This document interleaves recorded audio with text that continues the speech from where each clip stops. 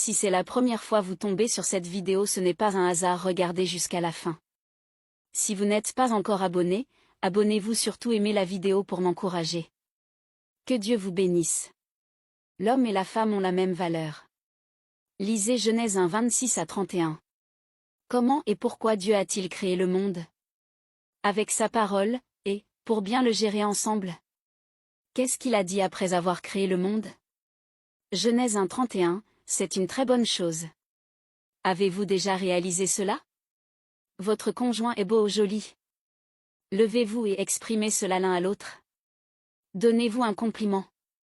En Genèse 1, 26, Dieu dit, faisons les êtres humains à notre image, et qu'ils nous ressemblent vraiment. Si Dieu nous a créés à son image, qu'est-ce que cela veut dire pour nous? Nous lui ressemblons, nous sommes précieux, nous avons de la valeur, nous méritons donc le respect. Bien que Dieu nous ait créés à son image, à cause du péché, on n'a souvent pas reconnu la même valeur aux hommes et aux femmes. Les femmes n'ont souvent pas été très précieuses aux yeux des hommes et elles ont souvent été traitées comme inférieures. Mais Jésus a résisté à cette manière de penser et il a rétabli l'honneur des femmes. Lisez par exemple Luc 13, 10 à 17, la fille d'Abraham. De quoi parle ce récit? Une guérison, l'hypocrisie des serviteurs de Dieu, l'amour de Jésus, l'autorité de Jésus, le rétablissement de l'honneur des femmes. Qu'est-ce que cette histoire nous dit sur la valeur et l'importance des femmes? Les femmes ont la même valeur et la même importance que les hommes. Elles aussi sont les filles d'Abraham et les enfants de Dieu. Comment a-t-on traité les esclaves à l'époque? Rassembler des idées. Expliquer les 2 points sur l'esclavage. Une esclave devait travailler dur sans gagner un salaire jusqu'à sa mort. Pour ne pas traiter sa femme comme une esclave, est-ce qu'il faut lui donner un salaire? Non.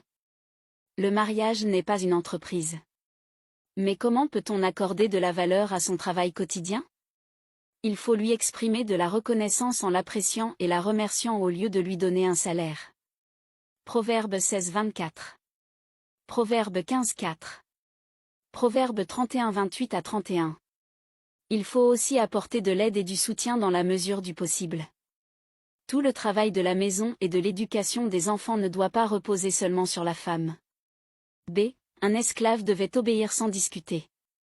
L'obéissance au sein du couple se fait volontairement l'un envers l'autre, dans l'amour, sans bâton. L'homme ne doit pas obliger sa femme à lui obéir. Il doit aimer sa femme. Leur relation n'est pas hiérarchique parce que les conjoints sont équivalents. Leur relation se joue sur le même niveau. Voir Éphésiens 5, 21 à 25. Lisez Galates 3, 28 à 29. Ni juif, ni grec, il n'y a pas de différence entre hommes et femmes. Qu'est-ce que ce récit nous dit? En Afrique, on considère souvent que les hommes et les garçons ont beaucoup plus de valeur que les femmes et les filles. Pourquoi fait-on cette différence?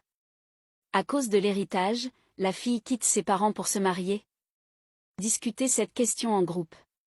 Un petit enseignement en hébreu.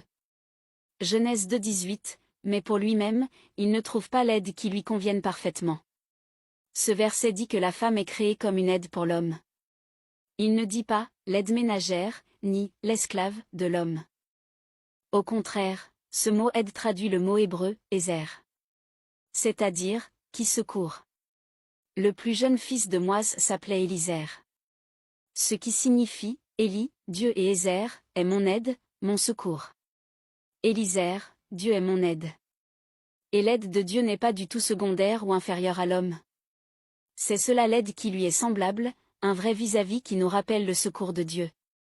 Comme le disait saint Augustin, si Dieu avait voulu que la femme domine sur l'homme, il l'aurait tirée de la tête d'Adam.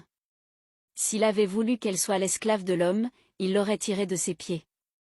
Mais Dieu a créé la femme à partir d'une côte de l'homme parce qu'il voulait qu'elle soit sa compagne et son égale. Dieu a créé Ève en prenant la côte d'Adam. La côte sert à quoi? Elle protège le poumon, le foie, etc. Elle est proche du cœur. Elle est très importante.